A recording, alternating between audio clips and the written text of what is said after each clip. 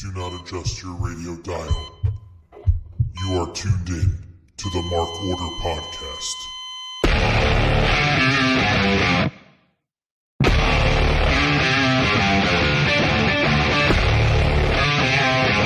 Join the Mark Order.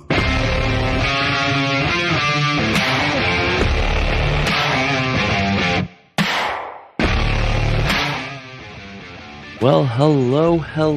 It is Wednesday night, so you know what that means. It is the Mark Order Podcast. And you're like, I haven't heard this sexy voice in a couple weeks. That's right. Daddy's home. I am returned to the podcast. It's me, Ryan, joined, as always, by my partner, Asian Joe. How you doing, Joe? I'm glad to see voice finally after your 2 weeks hiatus. We all need a break. I actually, I don't lie. I won't even hide. I was not home. I was at dog sitting, which involved being in I'm turning the music off. I'm back to my hard cut.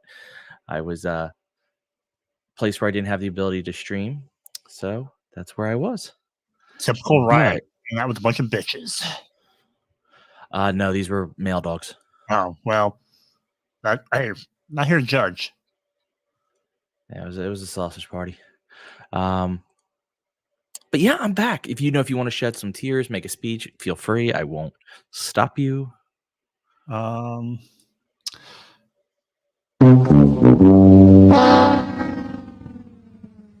you always had the ability to do that? Yeah, I have a soundboard. Yeah, but that specific sound? Mm-hmm. Oh, we gotta use that more.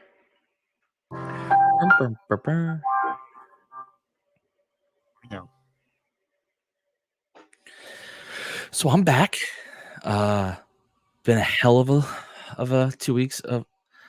All right, before I establish I'm back, screw you, Plugalo. Hey, Kev. Scott George. We'll see if I continue. What's up, Mike Kills? Hey, Eric. I think that's it. Back to screw you, Plugalo. Anyway. Lord Kev's at level 4 of happiness already. Listen, I'm going to tell you right now, this is a fun scale. We are at the top of the fun scale tonight. This was a hell of a dynamite. And even the angle that most people were probably like, this was the weak spot, for me, hit. So, like, for me, it was just good all around. But we'll get to that. Because before Dynamite, we have to very quickly discuss. We're not going to spend super long on it. Forbidden Door, because there is some of the fallout there that matters for tonight's Dynamite, so it's a little bit of a setup. Forbidden Door was listen, they had good matches, and the stories that they had built were very good, but there wasn't a lot of them. It was a very long pay-per-view, but I enjoyed it. Like, I don't want to trash the pay-per-view. I actually had a lot of fun. Trying to think if there was this. I'm not. What was I say? This is going to be very surface level. We're not going to get in depth in every match. One of the matches that had actual ramifications going forward is Mariah May versus Saraya. It wasn't Saraya's best match in AEW, but it was all right. I mean, I didn't hate it. There was a lot of story in the match, and you know me, that's I go that way. When did we already talk about Forbidden Door, Scott? Didn't Forbidden Door just happen? On Sunday, yes. So how could we have talked about it? Oh. No. I'm literally going down, and I'm going to stop at matches that have actual story implications. No. I guess technically this one does. It was the Acclaimed and Tanahashi versus the Young Bucks and Okada. It only does because of the Acclaimed are still somehow on a goddamn feud with the Elite. They're still owed the title shot. I just end this. They should be a part of Team AEW, have blood and guts. That's all. They don't want them to be a part of that. But they're going to be. They are. Well, if that's the case, then the Elite are going to win. The Elite should win anyway, but then we had then another storyline was the Owen Hart Cup, Danielson versus Takagi. That was a hell of a match. two of the best just going at it. I would suggest if you didn't see Forbidden Door, this is one of the couple matches to go back and watch. But Joe, apparently you do Super Secret Pods with Plugalo. I'm just telling him now that we shouldn't talk about that out loud. But Tide Pod. Oh. So yeah, this is a match that I would suggest anyone. Again, guys, if anyone's ever heard me on this podcast, I forgot matches I watched tonight already. I have goldfish brain. It's literally, there are some things in my life I will remember forever. Parts of movies, for whatever reason, wrestling. I remember the stories. I don't remember a single match. yeah, like you'll remember a lot of lyrics to bad songs, but you won't remember 5 minutes ago. Great songs. No, but I'll remember the story of a match, but I won't remember the match at all. Mm-hmm. Which makes, I know to some people doesn't make sense, but like I remember what in my head how I felt like it went out. Maybe you're a conceptual person. You understand the concept, everything, but like in the weeds minutia, it's just whatever. Yep. Then we had probably, Mike, I'm a little bit better than Dory. Probably the best built story going into Forbidden Door, which was Timeless Tony Storm versus Mina Shirakawa, was a great fucking match. And that's not just because the match ended in a triple kiss. It was a hell of a match. I love the Mariah May. I don't know when. I guess the Owen. We'll see how the Owen plays out. Mariah May obviously has to win. But if Mariah May wins the Owen, I'm guessing that's where so they didn't really start that part of the story yet. I kind of thought this was going to be where they started the Tony Storm. I thought Mariah May was going to lose earlier in the night, showing that she seems to be the only one losing. And then I thought something in this match would happen that really put the seeds of dissent between the group. But I was wrong. I don't know if you have any thoughts on that, but yeah, I guess we'll see what happens on Rampage with her and Sheeta, and see if Tony's there to help or Tony accidentally costs Mariah or almost costs Mariah. Hikaru, yes. I love when Tony says it. Something about that. This match had no story, but it was, in my opinion, a hell of a match. I know some people weren't as high on it as others, but it was Orange Cassidy versus Zack Sabre Jr. The wrong guy won. Orange Cassidy should have won, but it was just a very fun mix of styles. They like Orange Cassidy once again showed how good he is, because I know that seems weird because Zack Sabre Jr. is one of the best 5 wrestlers in the world. And if you're doing technical, he's best 2. But Orange Cassidy was able to technical wrestle with him and then do his pocket stuff and his fun stuff. So like, I'm not going to sit here and say Orange Cassidy should be considered one of the 5 best wrestlers in the world. I'm not going to make that argument. I could. It'd be fun. Maybe one day when I'm bored, I'll do it. But actually, I might do that sometime. Not tonight. I won't do it to you, Joe. Joe, stop, Joe. I'm not going to. Okay. Listen, he's had banger after banger after banger. Okay. He almost always has a good match, starting from his beginning of the run in AEW to now. Top 5 might be tough, but I think he's top 10. And I know people are going to hate me for it, but he kills it every time he's out there. Yes, he does some of the same moves a few times over, but a lot of wrestlers do that where they use the same, Danielson has some of the same moves over and over, but then he does other stuff, and so does, Orange Cassidy. I'm going to say it, top 10 wrestler in the world. In the world, wow. Okay. I'm not. I know I'm going to get shit for that, and I'm doing it just for the hell of it. Like, he's one of the top wrestlers as far as importance to AEW, due to what he's done for the company and the matches he's had. But top 10 in the world, you might be on an island. I'm clearly on an island, but I'm okay because I got oranges to eat. Okay, so he's not Danielson. I'll give you that. He's not Osprey and or Okada. I'll give you those 3 in AEW are better than him. Swerve, I'll even give you 4. So I'll give you 4. Swerve. MJF is 5. Okay, I might have to put him in the top 10 of the AEW. Wait, who is that last one? A healthy Kenny. Healthy Kenny. I forgot about Kenny. Kenny goes in the top 3 if he's healthy. I would see. Here's the thing: like, he doesn't get the credit because, like, no one's gonna say like everyone's gonna say Switchblade's better than him. But I've seen just as many good Orange Cassidy matches as I've seen Switchblade matches. I have fun with Millionaire Matt. Oh, Matt would kill me. Listen, I am prepared to admit that I started all this just for the fun of it, but I do think there's a legitimate argument to be made he's top 10 in AEW wrestler.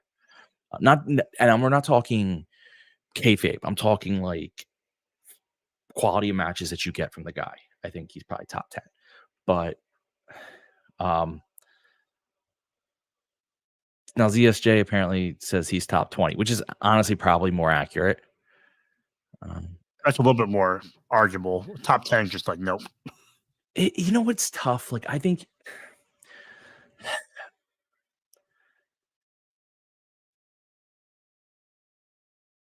if he wanted to be, he could get his ranks up higher. Let me put it that way. I think he understands the importance of his character and the stories he has to tell with his characters that have gotten extremely over, and it's what fans love. But if you see what he can do with the I know they're self-imposed, but still the limitations of that, you can only imagine what he could do without them. Because like this is a man who could do crazy things on the ropes with no hands and like all this other like he pulls it out. But that's me just having some fun with the fans. Hey, pieces. Clearly, you're just not going to buy it. I'll be more interested as his character continues to evolve, and if he does something completely radical from what we know of him, I think that would be an interesting view of him going forward and what his rank would be in the top 10, top 20 if he shows that kind of range and diversity and in his persona. And I'm going to say, if you follow his character development from the time he started in AEW till now, one of pieces bringing out his title run was amazing. It was banger after banger. But if you look at Cassidy's character from the time he started in AEW to now, he's actually had steady, coherent evolution. You know, he was pure comedy, and then he was comedy who could sometimes wrestle, and then he's doing the comedy just to get into his opponent's head, kind of, into like, oh no, he's legitimately like someone you have to look out for, into all of a sudden he's showing emotion, into now he's more serious than he is comedy half the time. Yeah. Now, if he shows up wearing black leather pants and a leather jacket, then we know he's a heel. That's what you got. No. Black denim pants and black denim jacket. That would be pretty funny. I'm just saying he has like Mike Hills is saying, his first match with Pac was the first match that he tried. And you could see it. And they just slowly brought that along where he would try a little bit more and he'd get a little bit more emotion. And it wasn't always in his stuff. When Chris Statlander was having her feuds, when he started yelling at her to get in the ring, like there was all these. See, I remember stories. I don't remember matches, but I just remember his character slowly evolved from total comedy to a serious guy with a funny side. You know, and I think that's pretty interesting and something. You know, again, I'm not. I started the top 10 in the world thing as a joke, but if we want to talk about guys who have probably some of the best character in wrestling, he is top 10 in the world in characters, like developed, like fully, like because you know about him, but like it's worked so well. All right, I'll move on. We get to a match that absolutely has storyline implications because it plays out again tonight, which is Samoa Joe, Shibata, and Hook versus Jericho, Big Bill, and Cobb. What I don't get is, I mean, I get it from they faked the Brian Keith injury so that they could have Cobb in, which is so you could have the crossover. I get it. Like that was that was purely to satisfy the Forbidden Door thing. Kind of lame now that Keith comes out tonight with no arm injury. And we'll talk about that later, but it's still kind of lame to be like, oh, he was faking. So then why wasn't he in the match? Now, I'm not going to complain because Samoa Joe versus Jeff Cobb was goddamn awesome every time they got in the match together. Those was two big boys that I would love to see in a singles match. But it just was a weird thing. As was talked about tonight, Hook, Joe, and Shibata won because Hook nailed Jericho with the Judas Effect, and it was nasty. It was a well-hit Judas Effect. Hook delivered it well. Hook's really good. I mean, we know he needs some development and this is the best they've done for him in a long time because he's got a consistent story where he's not always coming out on top. He is in the matches, but not in like the story. Since Kate's not here, hey Jesse. So we'll talk more about him later, but I do like this. This was a fun thing. Obviously, very heavy storyline implications here. The ladder match for the TNT: Dante Martin, El Fantasmo, Leo Rush, Jack Perry, Konosuke Takeshita, Mark Briscoe. This was an awesome match. It was an awesome for a ladder match. Takeshita was the fan favorite. He was getting cheers every time he would run to the ladder and almost get up. That two fans were cheering for. I'm not sure if that surprised you at all or surprised you at all, but he was by far the biggest fan favorite.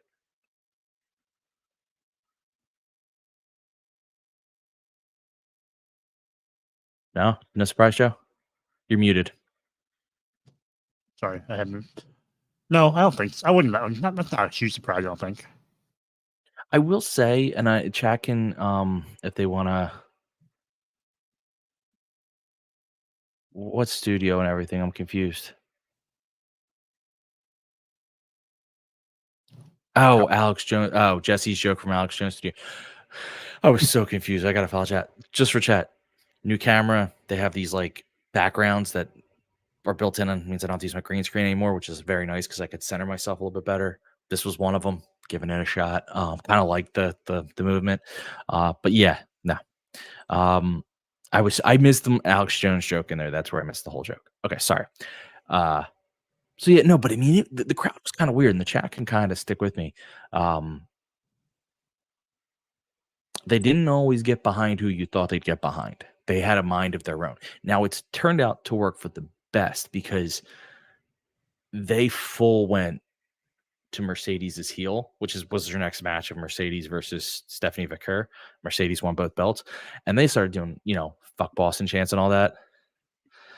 Jesse, how can I sell a joke that I didn't see? I can't sell a joke I didn't know about. They started doing fuck Boston chants, fuck the Celtics. Like they were, because they're New York, but like they started booing Monet. Like Monet was the heel, like Vaquer was getting huge cheers, which obviously rolls over into tonight. And then DMD comes back. That's my DMD. The DMD comes back. Hello, Lieutenant Colonel. Then Moxley versus Naito has absolutely no storyline ramifications. Moxley lost. I guess that's the only one. And then huge storyline ramifications. You have Swerve Strickland versus Will Ospreay. This was awesome. This match. It humped. It fucked. It slammed. It jammed. Hey, Doc. Actually, Doc gave it an A. I know that for a fact because I'm using his. I believe it's his. Oh no, it's not. It's Eric. Sorry. Usually I use Doc's wrap ups. This is Eric. Sorry, Doc. Grades. But this had both the good wrestling and a good story. By the end of the match, Ospreay could barely stand. Like he was just so beaten down by Swerve. But again, as we'll hear tonight, he had a chance to win it. He could have hit that Tiger Driver. He could have been evil, but he just won't do it. Not gonna do it. Not gonna do it. Yes, I'm quoting 1991's SNL, and I'm sticking with it. Any thoughts, Joe? Any thoughts on what? Which part? The outcomes, like what you think of the outcomes? I felt like all the outcomes felt fairly predictable. People booing Mercedes, that was kind of trending that direction. I think even leading up to the match, she kind of had that pseudo heel persona going on, and then the Swerve Ospreay. I think we all knew that they were going to deliver because Ospreay with anyone can make magic, and they have Ospreay plus Swerve, and it was going to deliver. So I think him not going to the lengths of using the screwdriver or the tiger driver and falling short is an interesting parallel to kind of what happens in tonight's main event that we'll talk about as Ryan. But there's some bug in my room. I don't care, but when you don't know it's there and all of a sudden it jumps on your arm, you react. I think it's like a moth or something that somehow got in because it seems attracted to the light, but then it disappeared. I don't know. I'll find it. I'll find you. I have a certain set of bug killing skills. If we're done going through matching, I kind of have an overall question about Forbidden Door for you. Go for it, Joe. Now this is second or third one now. I can't remember. Third? Two? Two. I think this is two. Anyhow, my question is because a lot of these wrestlers have been integrated into AEW, or we've seen a lot of them on AEW television throughout the year. Maybe not obviously in the same matchups or programs with wrestlers, but we've seen them and are aware of them. Do you think we're going to start losing out on kind of that special like dream matchup scenario as we keep doing these? Because we've the more Forbidden Door pay-per-views, the more I feel like the more limited you are as far as having the dream matches. A couple things. First of all, I'm being told this is the third one, but I refuse to believe it. It's only second in my brain because I don't think time is linear. Yeah, I get what you're saying. I'm not totally against that idea. The only thing I'd say is you're still going to have guys in WWE, right? No, when they go to free agency and they come over. Yeah. The fuck! I want to catch this bastard and it's flying around me. So yeah, you have guys in WWE. So you're always going to have that dream matchup scenario of like, I want to see Seth Rollins versus Will Ospreay. Mm-hmm. Probably never going to see it. I mean, I guess you could because I don't think Rollins is ever leaving WWE. You might see Ospreay go there at some point, but if you are, it's going to be years down the road. So you'll always have those dream matchups. Otherwise, I don't think it actually limits you that much because if you think about it, all these guys if there's no AEW, all these guys are just wrestling each other on the indies anyway. Mm-hmm. It's WWE that prevents the dream matchups. And that's not a knock. It's just, now they're doing some TNA stuff, but overall, they've been the ones that have been like, you can't, our guys stay separate. So I don't think that kills it because because I think WWE still exists. I guess is where I'm going on that. Okay. What are your thoughts? Maybe not so much killing it. Maybe does it water it down a little bit? Does it water it down a little bit, or does it temper the excitement? Do you think? No, I think it could. It depends on the rosters at that moment. It does. It also depends on how do I want to say this? It could heat it up too, though. Because if you do it right, and I'm not saying they've done this right, but now you're going to have a New Japan version of Forbidden Door. Well, and then pieces making points about they added Stardom, CMLL, so they kind of added some different pieces. Pardon the words, but yeah, that's part of the key here is to add in, keep adding in. But I think what is it? What's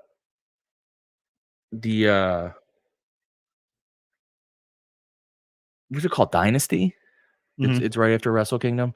They're basically their own version of Forbidden Door, which is fine. That's great. What my point being is, if New Japan's likely going to come out mostly on top in that one, whereas AEW kind of came out in that one. If you can build stories between the two and start building these intercompany rivalries, and I'm not saying New Japan versus AEW, but a guy in New Japan versus a guy in AEW. Then all of a sudden, but they only get to face like 1 or 2 years a year, 1 or 2 times a year. You might be able to build that energy back up, but you have to do it. I don't know if they'll ever actually, you know how it is. So one final question as we close the Forbidden Door talk. What was closing the door? For now. We'll keep it unlocked. We'll close it. Okay. All right. That's fair. I don't know if I trust the door unlocked, but what's the Ryan fun level score with Forbidden Door? 4. Yeah. Do I have to pull it up? I'll pull it up.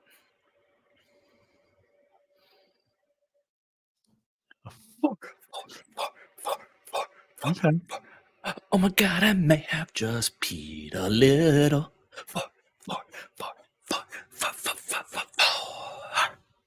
It went long, but it was a 4. Okay. I think if a pay-per-view isn't a 4, there's a problem. To be quite honest.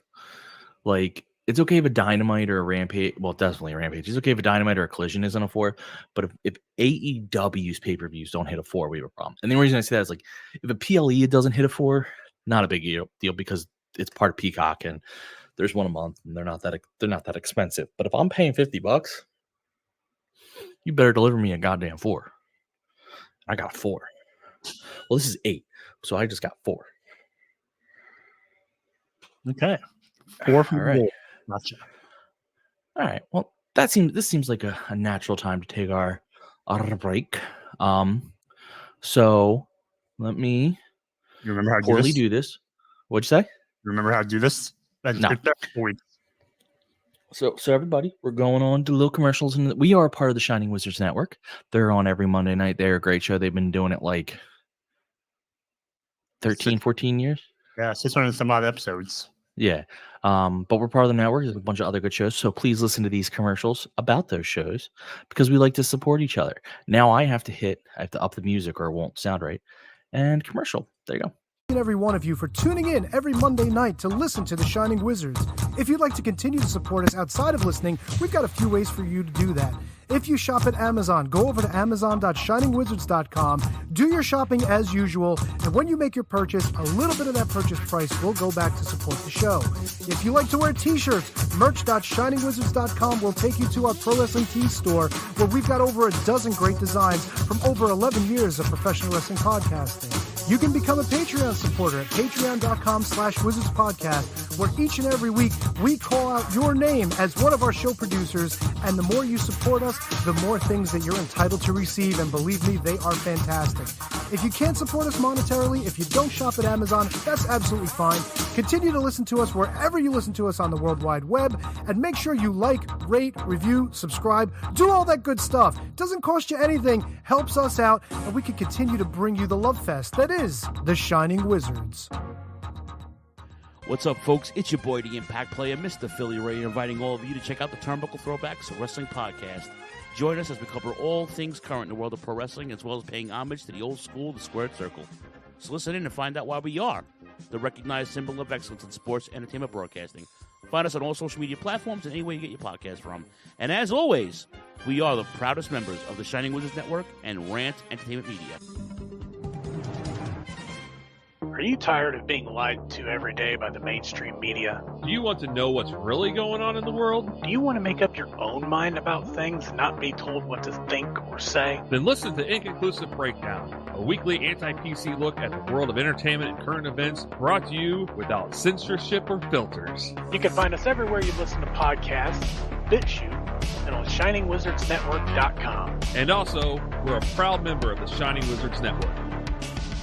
Got 30 minutes to kill? Come check out 30 Screams or Less, where we review a horror movie in 30 minutes or less. We cover new movies and old ones too. We'll give our honest thoughts on the movie, good or shit, as well as a rating of each one that we watch. New episodes weekly, available on the Shining Wizards Network and wherever you listen to your favorite podcasts. I'm Steve. And I'm Corey. Come check us out at 30 Screams or Less.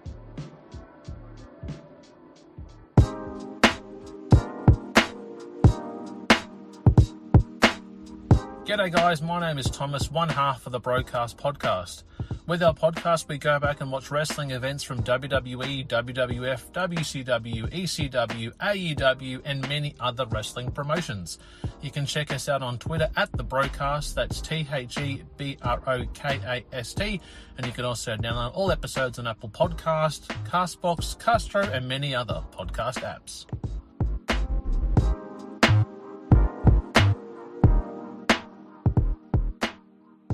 You like your music heavy? Then check out Radioactive Metal on the Shining Wizards Network. For over 16 years now, Radioactive Metal has been one of the longest running podcasts. Over the years, we've interviewed some legendary metal acts, had some awesome discussions, and cranked a hell of a lot of tunes.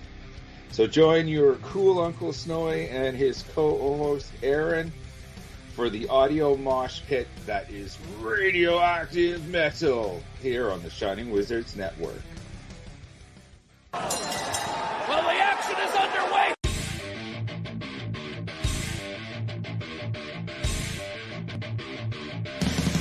What's up, everyone? When on the Shining Wizards Network, be sure to check out Wrestling Night in Canada. If we're not recording another kick-ass podcast, Or playing in punk bands. Or recording kick-ass heavy metal albums. then we're sitting back, we're grabbing a couple brews, and going over everything to do in the world of pro wrestling. Because we're from Winnipeg, you idiots. The Mark Order Podcast is the only show you need if you're looking for dedicated coverage of everything AEW on the Shining Wizards Network. Join us live on YouTube every Wednesday night at 10:15 p.m. Eastern after Dynamite to chat along with the show. If you can't join us live, listen to us on your favorite podcast platform. Follow us on all social channels at Mark Order Pod and use the hashtag #JoinTheMarkOrder, because if you don't find us, we will find you. I'm Kevin Rowe. I'm Al Day. And we're a couple of down under pounders that co-host Rogue Day Dots, an action figure collecting podcast where we talk about, well, just about anything that tickles our fancy at any given moment. We're grumpy old men, and sometimes people get on our nerves. And when you get on our nerves, guess what? You get off the lawn. Get off my lawn, asshole! We also go on a little bit of a mission. We go back and we're grading every wrestling figure line that's out there. I'm talking LJNs. I'm talking Jacks. I'm talking Hasbros. Who doesn't like a little Hulkaplex? It's a Gorilla Brain Wrestling podcast production found on the Shining Wizards Network. I'm Duke Bags. Kevin Rowe. And together we are the co-hosts of Your Duke and Road. If you want to hear about some terrible wrestling shows, we got you covered. Well, we talk about good ones, too. We're currently talking about the death of WCW. I know what we're fucking talking about. Sometimes we get guest spots, like from the Taskmaster. I like to listen to the Your Duke and Rope podcast. They're funny guys. That I like when they talk about the Nards plows. I like Nards plows. That's a good move. And I like the Dungeon of Doom. You know, sometimes I call my butt the Dungeon of Doom. Thanks, guys. Yeah, Oklahoma. Let me tell you a little bit about my favorite wrestling podcast. All right. It's a podcast for two men. Two men, Duke Bags, Kevin Rowe. They talk about professional wrestling. It's a man's sport. All right? And who better to talk about a man's sport than Duke? Oklahoma. And once in a while, Vince Russo stops by. Oh, you piece of shit! If you're not listening to the Your Duke and Rope podcast in the back with the boys, you piece of shit, I don't know what you're doing. It's, you gotta slide one in there. If you're a man, you're talking about something only a man can do. You're talking about sliding one in there. Bro, take the time to slide one in there. All right, bro, you piece of shit. Slide one in there. A Gorilla Brain Wrestling podcast production that you can find on the Shining Wizards Network.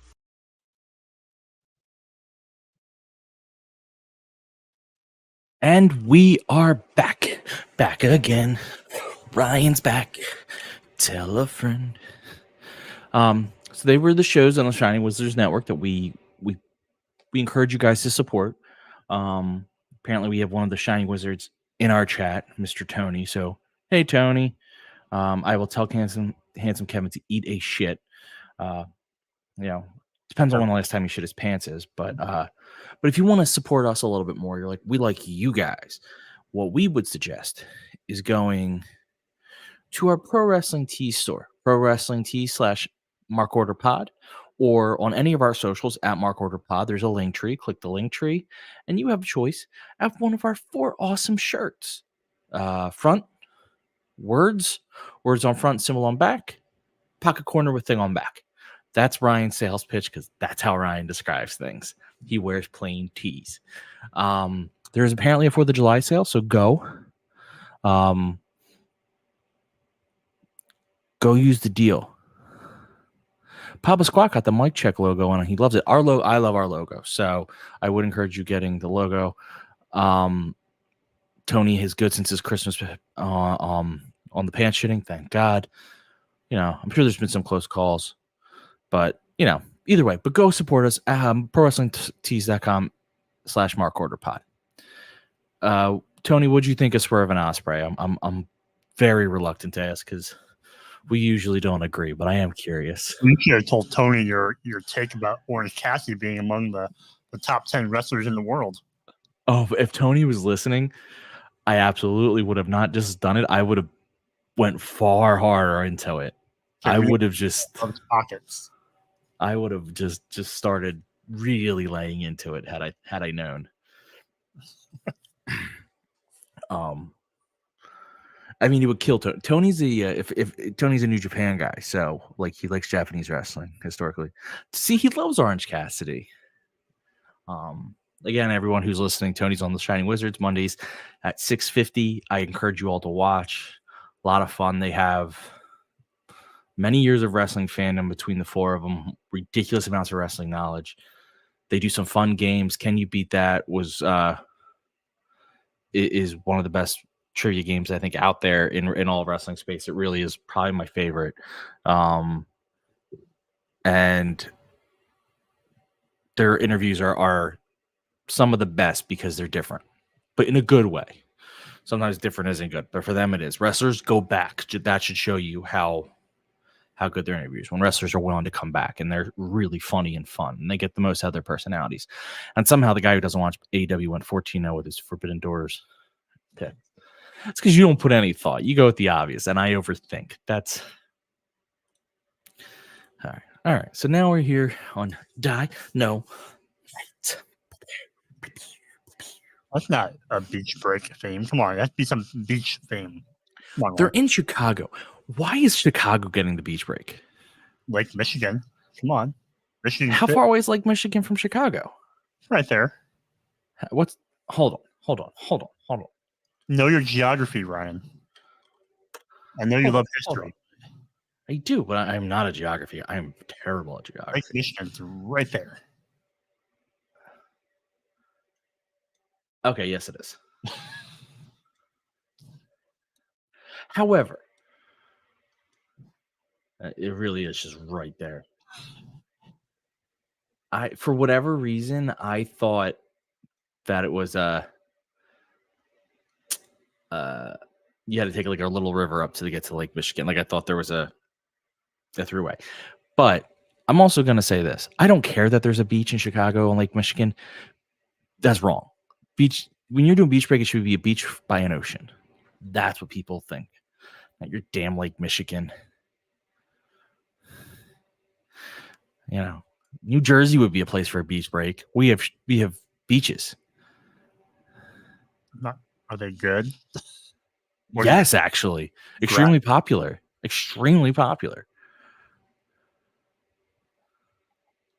No, they should actually they could have done this in Atlantic City, and they would literally be doing it on a boardwalk, which is on the beach.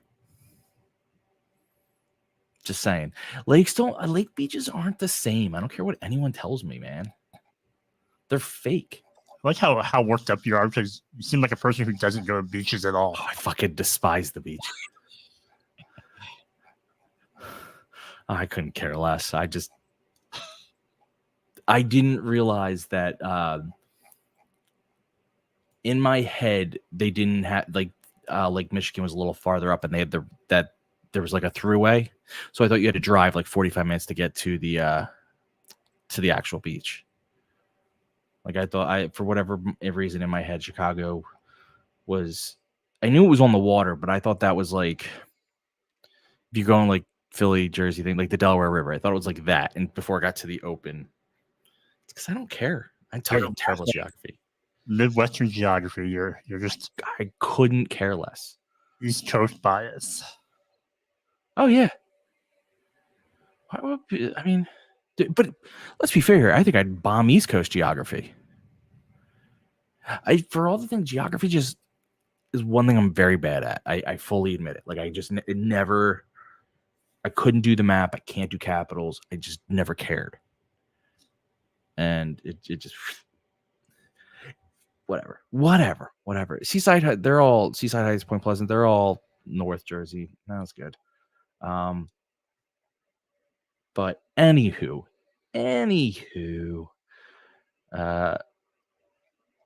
we start off the show with Renee Paquette.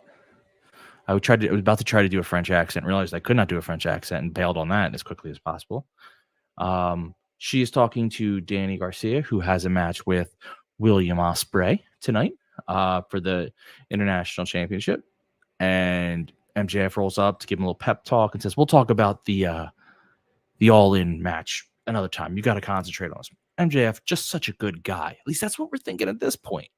We know he's a scumbag, but he's our scumbag. Really, any thoughts on this very brief interaction? No, I knew something would pay off at the end tonight. So, especially when you interject yourself and say, "Hey, can I be in your corner?"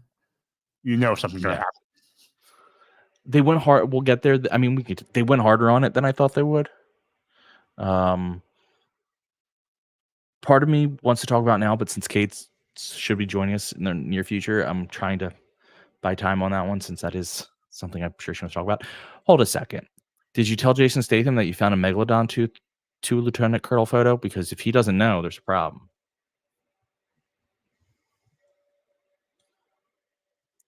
No one likes the Meg. I don't care about the Meg 2. Meg 2 wasn't good. Meg I enjoyed thoroughly. It wasn't good. Like I have a weak spot for those bad type movies. I watched The Beekeeper. I watched and Pack. Okay, well, I was just trying to have some fun here. You don't have fun before the 4th of July? You lost me at Meg, and I'm like, all right, it's just. Did you see The Beekeeper? No. It wants to be John Wick. It's not John Wick. I watched Godzilla -1 the other day. What'd you watch? Godzilla -1. That was very good. Mm-hmm. That had a lot of depth to it. Like I love the Godzilla MonsterVerse movies. Like I do. But there is zero depth to the characters or the stories. It is literally just big monster versus big monster. But Godzilla -1 had human depth to that character that was very good. Also, Jesse Ozug, I love How Did This Get Made? One of the best podcasts. Have seen it live twice. Very funny. All right, fine. Since Joe wants to talk wrestling on a wrestling podcast, we have the American Dragon, Bryan Danielson versus Pac for the Owen Hart Cup semifinals. Oh boy. These two went at it. You had moments of exchanging like punches and kicks. You had moments of technical wrestling. Ended on the end was a mix of both trying to go for submissions and then Danielson working into a pin from there, but it was so smooth and so well done. It just was excellent. And yes, Jesse, you should be jealous. They are hilarious live, and if you get a chance to see them live. Anywho, what did you think of this? Oh, Bryan Danielson wins with a crucifix pin because again they were going for submissions. He had the label lock. Then Pac, Danielson's still doing the neck thing, the neck injury. So like Pac's trying to submit him with the neck injury. Danielson reverses submission into the label lock. Then that gets reversed into a pinning combination, which is Danielson reverses into a pinning combination. Danielson pins him with a crucifix pin. It is awesome. What did you think, Joe? I think the closing series of reversals and pin attempts, I think that really kind of told the story of the match because it was really those two guys just going like back and forth trying to match each other from the start of it, with the chops and the kicks and trying to one up each other. I think it was just a really good professional wrestling match. And like you said, Brian's still selling the neck injury. I think that's going to, he's going to kind of like hobble into the final of the Owens Cup and have to overcome that and be, beaten down, and he'll have to survive, Heyman or Jay White, whoever he faces. But yeah, I thought it was a really great match. Opened up the night, and it was nice that it told the history between the two of them and how it was their first matchup in 15 years or something like that. Yeah, it was wild.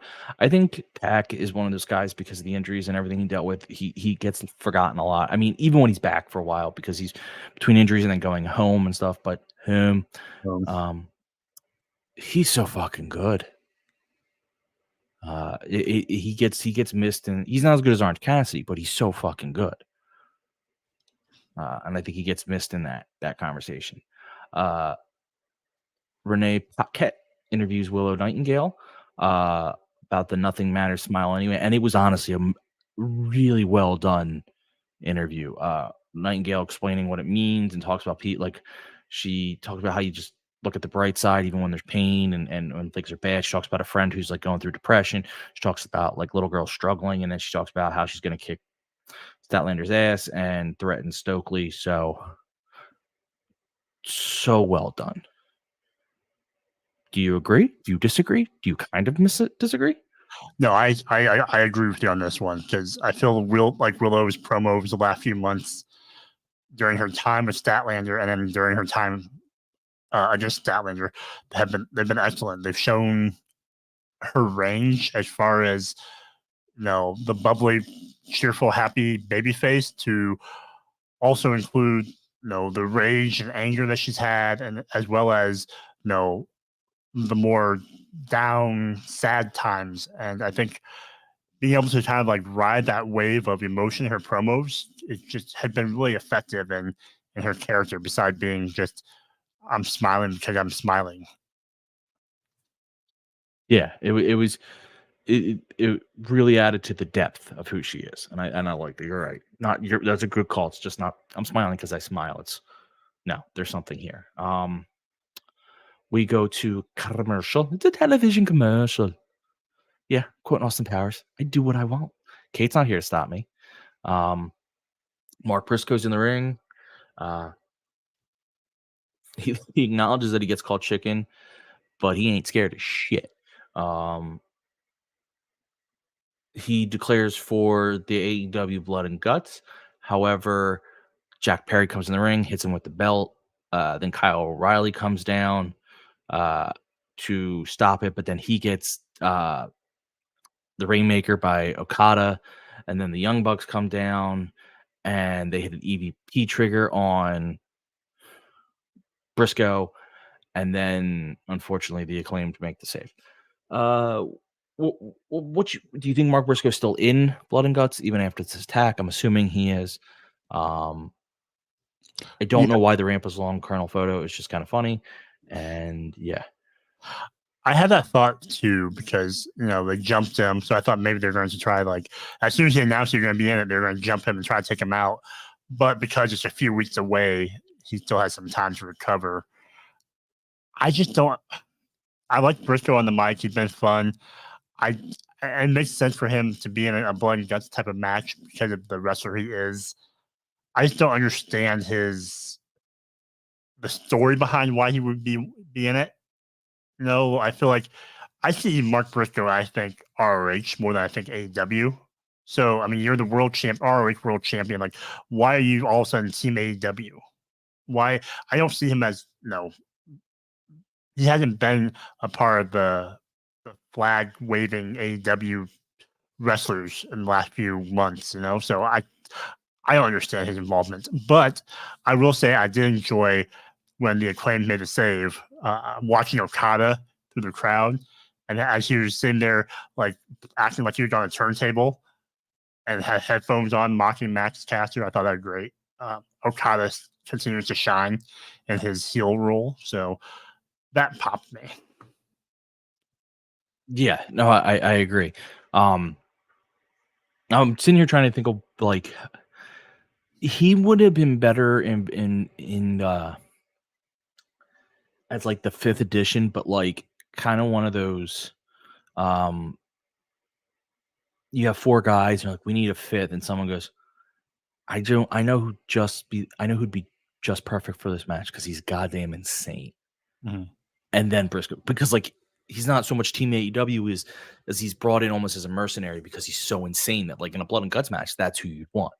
Like, I don't want a team of in my head, I didn't build it up as Lee versus Mark Briscoe, Kyle O'Reilly, and the Acclaimed for blood and guts. I don't want that to be the match. But so I'll have to see. Yeah, wait and see. No, I agree. I don't want the Acclaimed in it. I get them out. It's amazing. I don't know what. I loved tonight's Dynamite. I will say that from start to finish. Even this part, I loved it. But the EVP storyline has kind of felt like they dropped it. And I hate to say it, it's been kind of because it's been Acclaimed focused. And no one gives a shit about that. Like, your heels are only as good as the faces they have to go against. And they haven't put them since the beginning. After the beginning, they haven't put them against anyone worth a damn. No one cares about the Acclaimed anymore. I love Anthony Bowens, and they had a great run. But they're done. Like, no one, and if they're not done, they're not here. This isn't what people want them to be. That being said, they need to do something with the storyline, and I don't know what it is. We'll get to the hangman stuff later, where I feel like I love the way that played out, but it just feels like, I don't know. I don't have an answer. All right. We go on to Renee comes and she's doing an interview with Tony Storm as she cradles Mariah May. This is, Mariah May says she's got a match against Sheeta, and of course Tony Storm. I love Tony Storm in this because she puts Sheeta over huge. First of all, she calls her Hikaru, which always cracks me up. But then she goes like, I wouldn't want to face her. Like, that is huge love for your opponent. And no matter what happens then, you've put Sheeta at that level. And now Sheeta should be at that level. She's one of your best champs that you've had. But it puts her at that, like, hey, even if Mariah wins, Mariah just beat someone Tony was afraid of. Like, there's a story there. And then, of course, Tony goes on, you defecate lightning, I think. You digest thunder, you defecate lightning. Okay, thank you. I couldn't remember the first part of it. And then, of course, she has Mariah do the catchphrase. Any thoughts, feelings, emotions, defecations? No defecations. While you were talking about how you like Tony putting over Hikaru and how much of a threat she is, I sometimes wonder now if that will mean that Tony will do what she can to help Mariah win. So, and thinking that Mariah will, face her and will do the right thing. That's an interesting question. Jesse wants to know how your BMs are, Joe. Good question. And yes, 2LT is pointing out that Hikaru is a 3-time champ. I mean, that's the nice thing for Sheeta is she's so well established at that level that no matter what story she walks into, she's considered, like, it's pretty well established that she's at the same level as everyone else. She just comes and goes a little bit more. But yeah, I'm with you. Does Tony help Mariah and then think Mariah isn't going to go for the belt. That's an interesting, and then that could be the the beginning of the break, because Mariah's like, no, I am going. I'm going for this.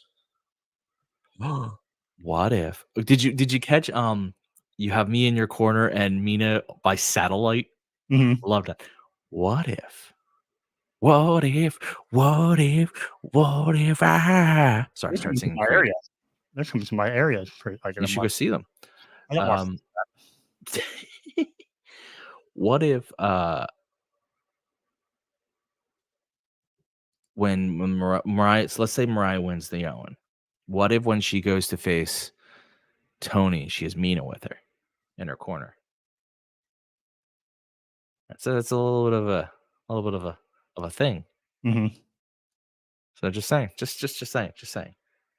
All right, we have Chris Statlander versus Willow Nightingale for the Owen Hart Cup semifinals. Statlander attacks Nightingale before the match even begins on the ramp. This was a hard hitting match. I feel like you had two powerhouses in, and they went for it in that style. I think Chris got a couple chances to look like real strong, and of course Willow always looks strong, so I like both. The end of the match, Stokely puts a chain in the corner that obviously he wants Statlander to take. However, it's a weird sequence. Stokely distracts the referee. Statlander picks it up. She ducks. Willow ducks. Stokely almost gets hit. So Willow then has to distract a Statlander who she pins. And sorry, I just want to make sure I did the sequence properly. So Statlander loses. Willow won because Statlander got distracted by almost knocking out Stokely. Stokely's face after the match was hilarious because he was like in shock. Angry shock. And I can't do angry shock.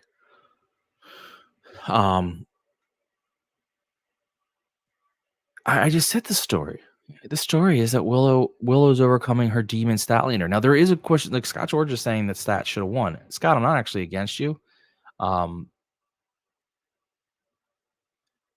don't know where Stat goes from here. What you thinking? What you thinking, Joe? Well, I also thought, like when the match was announced and they were face off in the semifinal, I initially thought Statlander would win and that Willow would still, be tumbling down and eventually get her win back at another pay-per-view. But I do like the idea of having Willow make it to the final to defend, defend her win from last year. I like the idea of having the champion come back around. But the start of the match, like you said, was fast and furious. And I liked that because it was a personal thing between them. It's not just two people competing, but two people who have a grudge against each other. So I like the fact that they, had that brawl on the outside, and with Willow and her, the pounce she gave Statlander from the top of the stage or the ramp where Statlander rolled all the way down to the end. I liked that part. I liked. I like just the idea of Statlander. I do like the idea of Statlander not winning because of Stokely, kind of. That maybe she drops Stokely. Maybe she goes with Don Callis and Trent because they've had that kind of working partnership in the past. So Stokely would lose his goddamn mind. I love that. Mm-hmm. I want to talk wrestling, but is that a giant corn behind you? Yes, it's a corn head. Okay, just making sure. I could see it, and it was there. But yeah, no, that's not a bad idea. They could have Statlander. I know this sounds weird to increase the evil, but maybe she just gets crazier and crazier. Like she embraced this dark side, and she's not winning. Mm-hmm. Doesn't mean you go good. Like you said, it could go to Callis, but also could just mean even with Stokely that you decide, screw it, I'm going to even be a bigger bastard, and I'm going to start attacking you in the backstage, and I'm going to just I like your ideas. I like your thought about Callis. Not that I'm a huge Callis family fan, but I like your idea that Stokely costing her could be the end of the relationship. I did have a thought. Another thought I had watching this was how big of a signing was Willow? Because you think about, she had a lot of fanfare, and then she got signed. She got the graphic finally, but like how valuable she's been to AEW as kind of like the perennial like white hot baby face. And I feel like that is a really big acquisition by AEW in this. I don't know if anyone thought it was gonna be this big, but I feel like it's bigger than people might think it is. The two biggest acquisitions in AEW that no one considered, Mariah May and Willow. Both had some fanfare where people were like, oh, they're very good. I don't think anyone... It's not even that people didn't know they had this quality. I don't think it was expected that they'd be at the levels they're at. Like, Mariah May involved with the champ, and people are predicting she's going to have a championship match. And like you said, Willow is the perennial babyface who, honestly, if I had a heel, that's who I'm putting against, because anyone who faces Willow, yes, corn.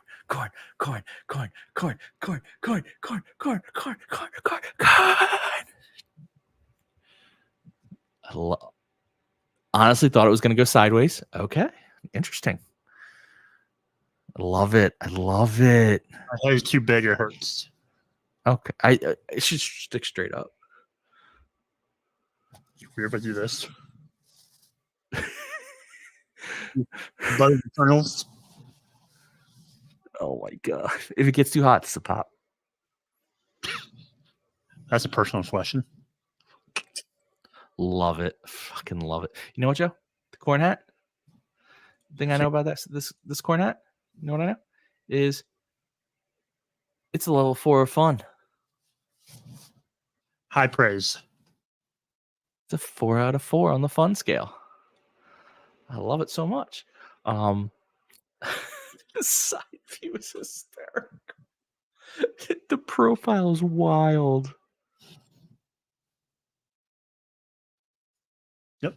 That's people wear the ones people wear at the games are usually like they look like corn. So it's the green and then yellow.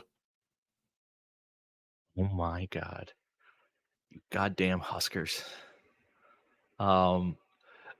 She's still doing Denise, but yes, when she comes in, the hat has to at least go on. If you don't wear it the whole time, I understand, but it needs to at least go back on. Because my god.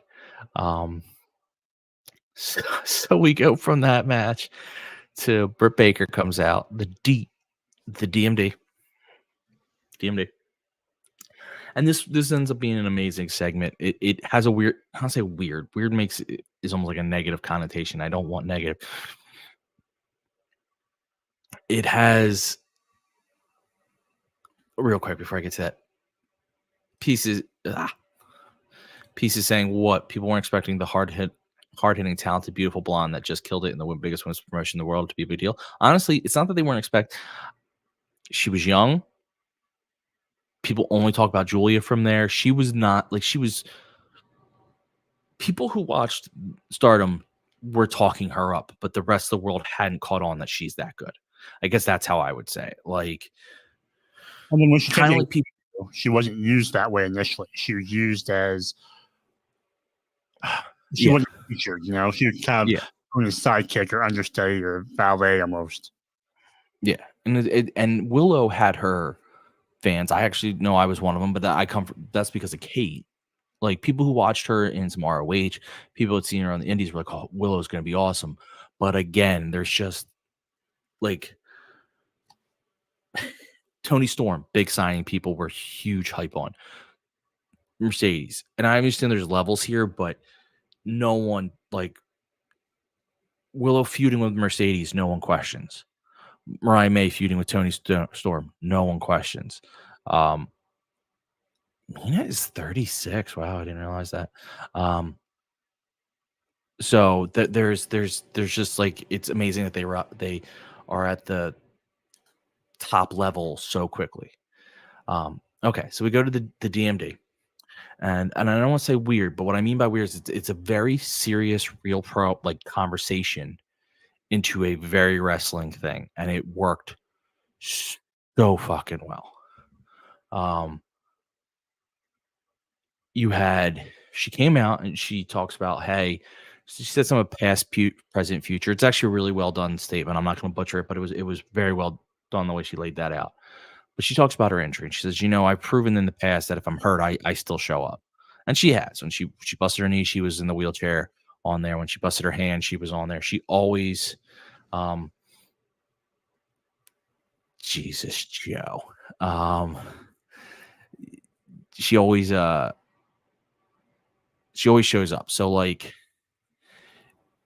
she said, but this was different. And what she describes is that she had basically, she got really sick one day and was it the right side or left side? I don't remember what side of her body's there. Right side. It was.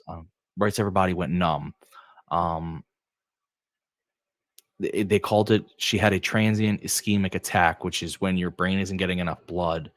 And it's like a mini stroke. And it's a sign of major strokes. If you don't treat it, it'll be the sign of the major stroke. It's fucking wild. That's some super serious stuff. Like that's not that's no joke. So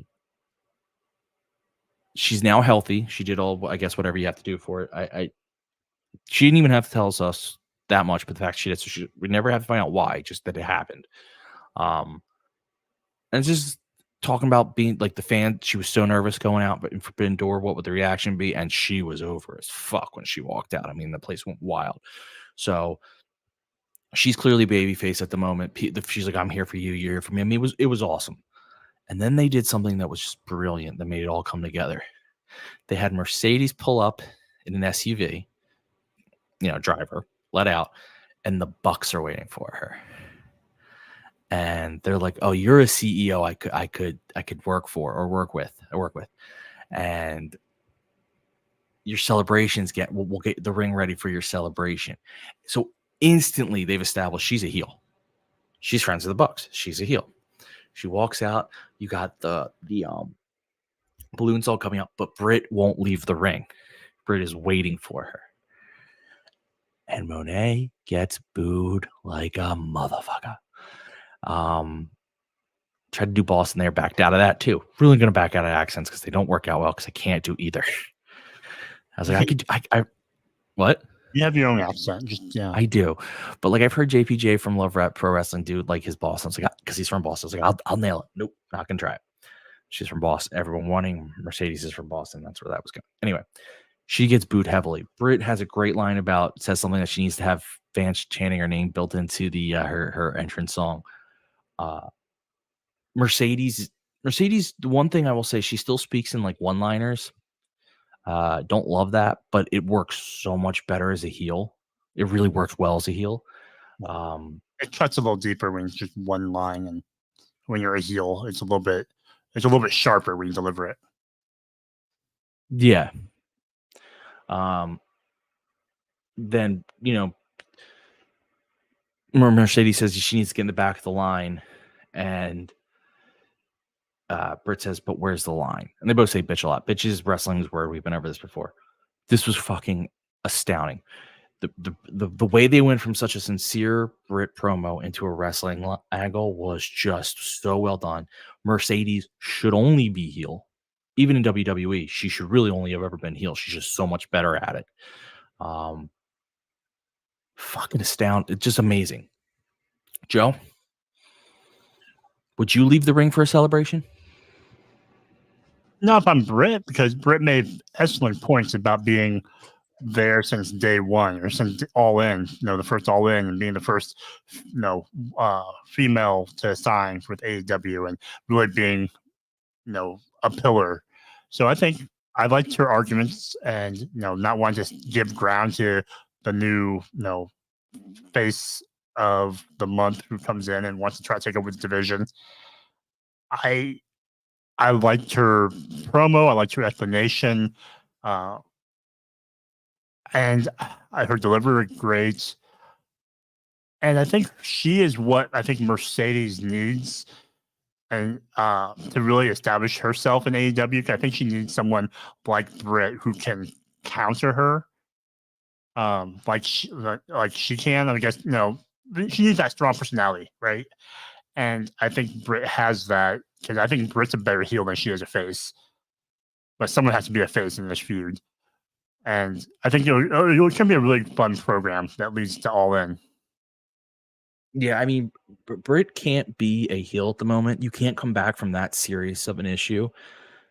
First of all, it's hard. Anytime you come back, fans want to cheer you. It's just natural. It is the most wrestling thing.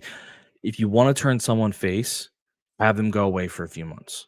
It works. And the longer, the better. Like, I hate to say it, but truthfully, the longer, the bigger the pop. But then when you come out and say, like, I had a stroke or a mini stroke, I guess, there's just no way you can be heel. What works is that Mercedes was kind of going heel anyway. She was kind of, all her personality characteristics that she has in her as part of her character are heelish. So it was weird that they were trying to make her such a face. And now the fans are all in. Like the fans, the boos against Mercedes, I will say, didn't feel like, they felt like fun boos, if that makes sense. Like it felt like people were buying into the they didn't feel like go away boos. They felt like you're a character I have to boo. Does that make sense? Mm-hmm. And Lieutenant Colonel, I like where your head's at with the death match. I just don't think it's going to be the first match. No. The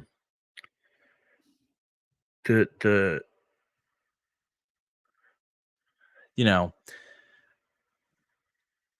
how quickly do you get to those two? Those two should be at Wembley.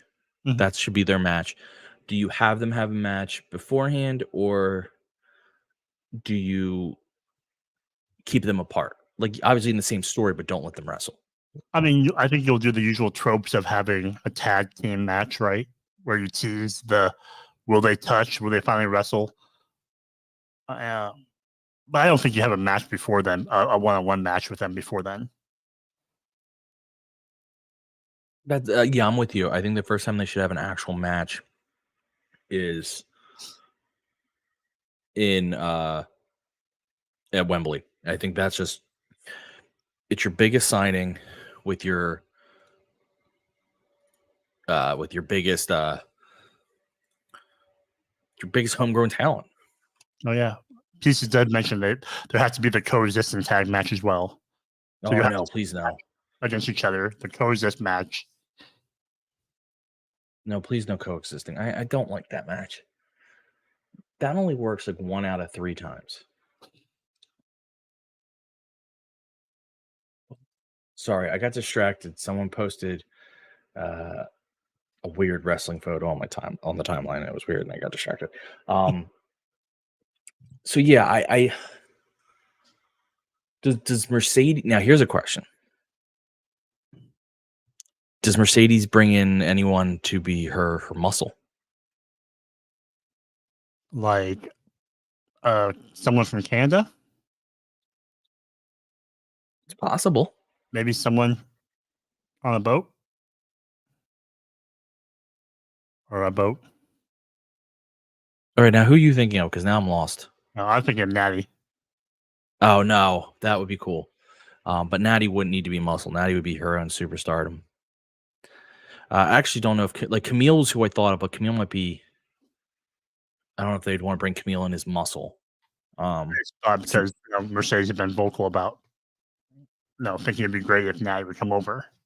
Oh, no, that'd be great. But if Natty comes over, Natty's I think she's solo. I think she's a solo star. But I think I could see Camille being Mercedes' initial muscle. Bring her in, have her be the muscle while she establishes herself, beating people, and then kind of do for Camille what they were trying to do with MJF and Wardlow. Have her come in, have her beat a bunch of people up, but then have eventually Camille get sick of Mercedes bossing her around, and they go. Just a thought, because did you really say Mercedes bossing her? You said bossing her around? God, I wish I meant that as a pun. I was so mad at myself for not catching my own puns. For Mercedes CEOing her around. How else would you describe it? You said bossing. I'm like, oh man, that's a good one. Yeah. 2LT Nyla is not used nearly enough. I think this is part of the reason I wish she was more in ROH, just to give her time, because she should be a face. She is hilarious.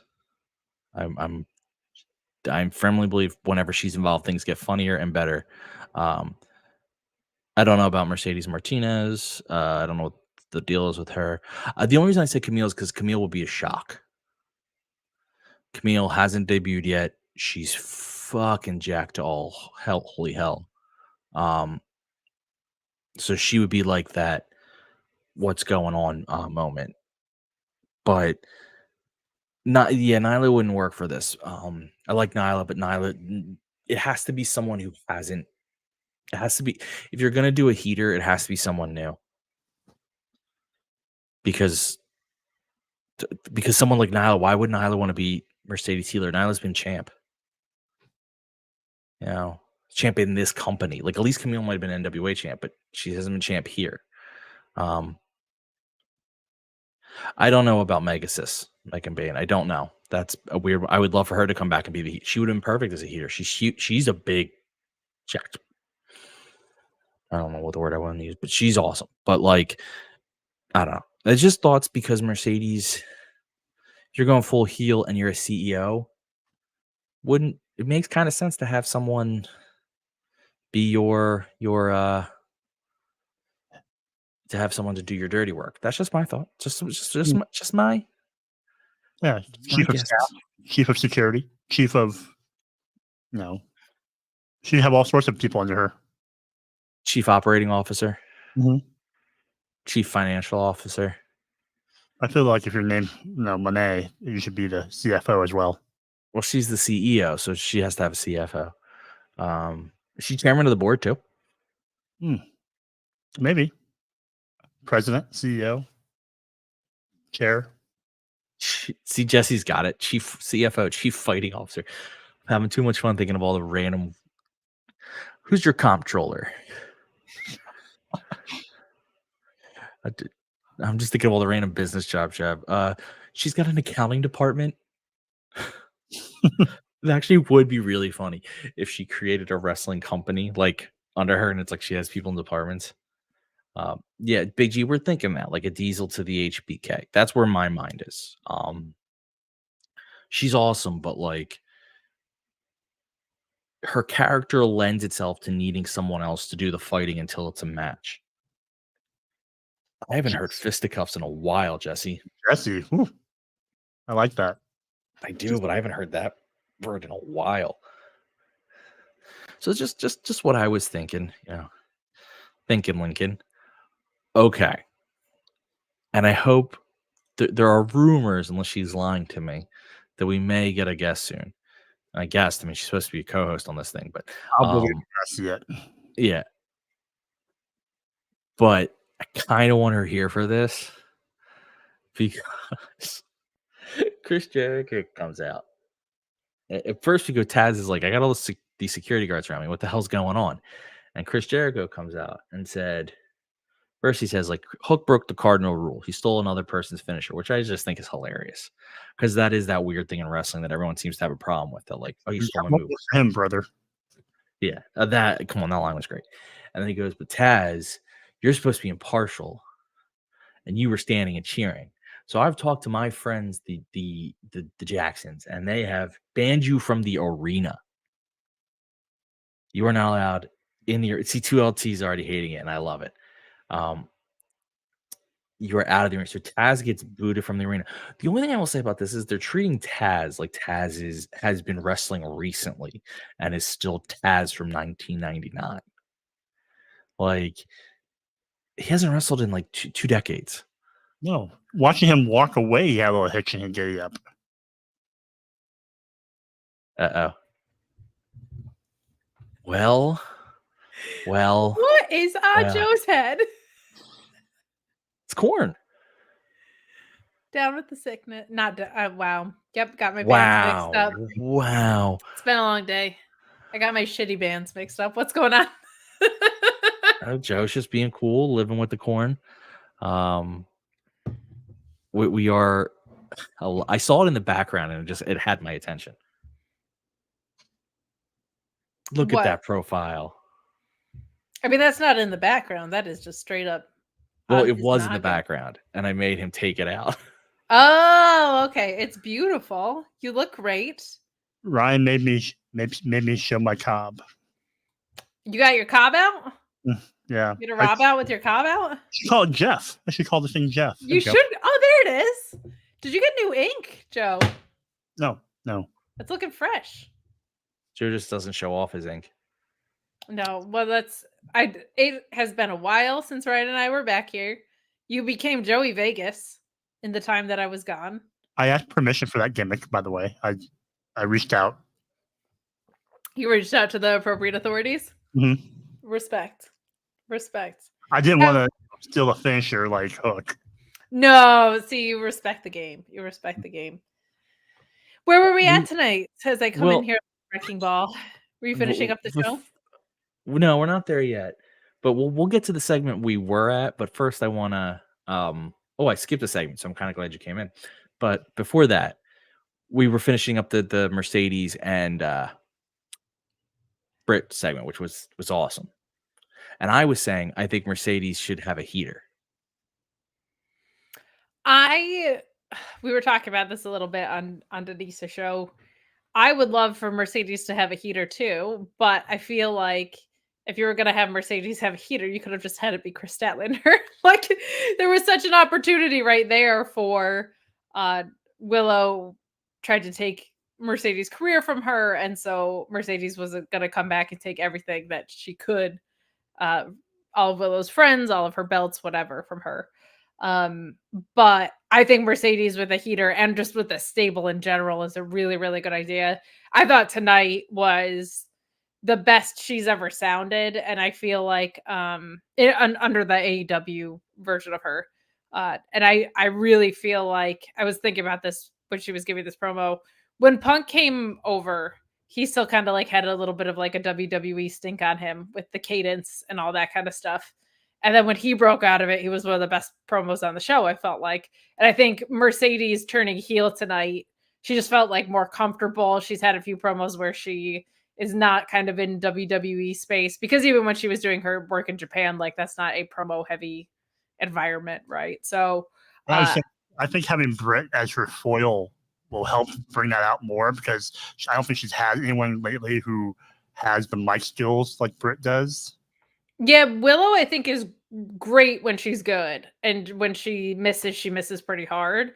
But Britt is excellent, and I liked what we got from her tonight. The vulnerability up front, and then like the shit talking that almost invited her into it, and then that not even paying off because we were getting the celebration after her in the box, right? Like what a funny / perfect thing to do. The CEO with her gold coming in with the EVPs in their gold, I thought was great. But like Mercedes she's a lot like Punk, really good as a face. She's the best bad gal. Like she should be a heel. I like the idea of a heater for her. I like the idea of a stable for her. But even if they don't do that, like this pairing is great. Mercedes working heel in general is best for business. It was such a comedic thing happening in the main title picture, like having someone that is a vicious heel while the three ladies are like smooching and fighting and putting their chin up and their tits out and stuff. Like it's a really nice balance to have in both title pictures, I feel like. Yeah, and I think I said to Joe, I think Mercedes one-liners work better as a heel than I did as a face. Always, yeah. Because that's my one thing about her. She loves her, like that's a WWE thing. She loves her one-liners. But when you're a heel, it just feels so much douchier, and it works because you're a heel and you're like, be douchey. The only catchphrase I ever liked as a face was Orange Cassidy. But I'm Orange Cassidy, and I do not have a catchphrase. Catchphrase was my favorite thing ever. But like story time with Adam Cole, baby, is a heel thing. Like it is just a natural heel leaning tendency. But yeah, I think we're off to the races, and this women's division is night and day from where it was 8 months ago, 10 months ago, whatever. Yeah, I tried to make an argument that Orange Cassidy was a top 10 wrestler in the world. I couldn't stand by my argument, but I tried.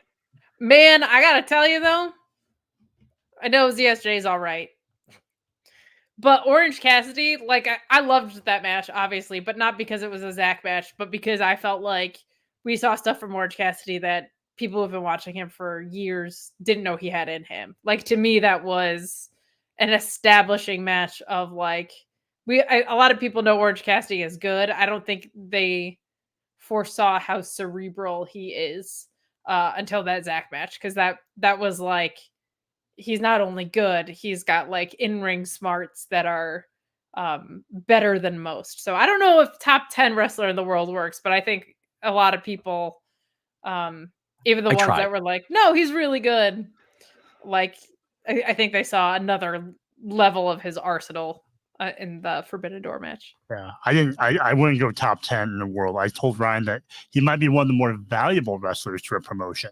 Yes. What his body of work before and then during AEW. Well, if you think about his Ospreay match, his Zach match, his international title reign, when they get out of the Orange Cassidy formula of offense, get your ass kicked, pockets kick, skip up, come back, like he's fantastic. He really is. I don't think you could say top 10 if you give me top 25 or top 50. I think you're in a good ballpark. But there's also just a lot of really good fucking wrestlers right now. I would say I could make an argument for top 20. ZSJ even said that. So sure. When the that's fair. But okay, so the segment I did forget was Will Ospreay asking out of the Don Callis family. Ridiculous. When I host, I've never forgotten a segment or to throw it over to anybody. Never once in my life. Professional. So I think clearly Don Callis is going to betray Ospreay. I don't know if it's a betrayal if you quit the family, but he's going to attack Ospreay. Fletcher is the interesting piece here because there was a bit of that look of like, I'm going with him, but yeah. The like it looks sexual or hateful. There's just a very thin line. Like there's a smolder to the heel stare down. That's why when there's face to faces, I'm always rooting for them to kiss, because it's like there's a tension there, and then it's like, is it sexual? And Kyle Fletcher was in his bag on that site. Yeah, I agree. It was. You know what it reminded me of? It was this kind of tension you used to get from Sean and Corey in Boy Meets World. Who was the Sean and who was the Corey? Fletcher is the Sean? Just for the bad hair. Just for the bad hair of it, even. Yeah. I will say I kind of like where we're going with Ospreay character-wise. Of he spread himself too thin. He said no to the screwdriver. He wants to leave the family. Like him almost being too all in. No pun originally intended, but now it's intended. Like too all in on himself, I think is a fun way to go about it. I think that's really cool. Agreed. So where we actually were. Joe, what did you think of that segment? God. Joe and I have had a flow where he just chimes in when he wants to talk. Like, I don't need to. You don't need to host? I get it. I'm curious to see what the favor is that Callis will ask of Ospreay down the road. Also, I'm kind of curious to see what he does, what Callis does with Fletcher, if he makes Fletcher kind of pay for Ospreay leaving. One of those, I'm going to run you through the grind or just have him face Ospreay a lot. It's true. Possibilities. You can't leave the crime. Come on. No. Once you're in for life. Yeah, we've been trying to get you out of this for a long time, Ryan, but you're still here. Hey man, we thought we had him the past couple weeks, but you came back. What do you mean you weren't here? Yeah, I thought I was safe to. I thought you were gone. I was like, I can go on a vacation. I don't have to counterbalance. Let's be clear. You heard I was coming back, and you said I want to try to upstage Ryan, so I'll come back midway through. I'm fashionably late. Showed up and I saw what was going on, and I was like, they could probably use a ratings bump. So I came in, and you're welcome. Mm-hmm. Oh no, Ryan's got something in his eye, it looks like. We can have Kate use the Ryan fun scale though. That's fun. Oh, I have that coming up. Okay. So where we left off was that Taz was leaving the building. I want to see Kate's faces. Yeah, when she crumbles. Zero funds. There is that on the scale, so don't worry. This was Cage of Agony, which is Bishop Khan, Cage, and Toa Leona versus Hook, Shibata, and Samoa Joe. I mean, it was an okay match. I'll let you guys call spots if you want to. Hook, Shibata, and Joe win. And after the match, Jericho and company beat the hell out of them, and then beat the hell out of Hook, hit him with some brass knuckles. The highlight of this was Chris Jericho on commentary pulling his own version of a John Madden by being like, if he didn't get his shoulders off the mat, he would have been pinned, which was just amazing. I was laughing the whole time. I thought it was great. I thought it was a 4 out of 4. Fun. Discuss. Kate, Kate, what did you think? What did you rate it fun-wise? Oh my God, can they move the fuck on? Like, the Jericho Vortex isn't funny when it's sincere, and it's not funny when it's satirical. This isn't about the FTW title anymore. Can Samoa Joe and Shibata-san and Hook move on, please? This is so 0 out of 4 funds. Jericho sucked on commentary. The only thing that I popped for was the "that doesn't work for me, brother" thing. He sounded like he had mental problems. With that, he was John Madden. Great. Know what's really annoying to listen to during football games? John Madden. I found him so. He said the same shit like 3 times in a row. Move the fuck on. Like, why are we wasting Hook in all of this? This is so stupid. Let him and Samoa Joe do cool shit. That's it. This was awful. So you're rating it this? Yes, of course. This was made specifically for you because you have no fun. Joe, I have fun what when did it's you good. think? No, you have no fun. You have no fun. I have so much fun. You didn't laugh when he said if he hadn't gotten his shoulders off the mat, he would have been pinned. Like, come on. No, I went like this. Oh, see, you're not here. You're not here for a good time. I am here for a good time. I laugh at things that are good and funny. I love the EVP stuff. This is just bad. I was laughing. Well, you're a simpleton. How dare you? This garbage was not for me. But no, simpleton? Yeah. Simpleton. Yeah. Yeah, you kind of are.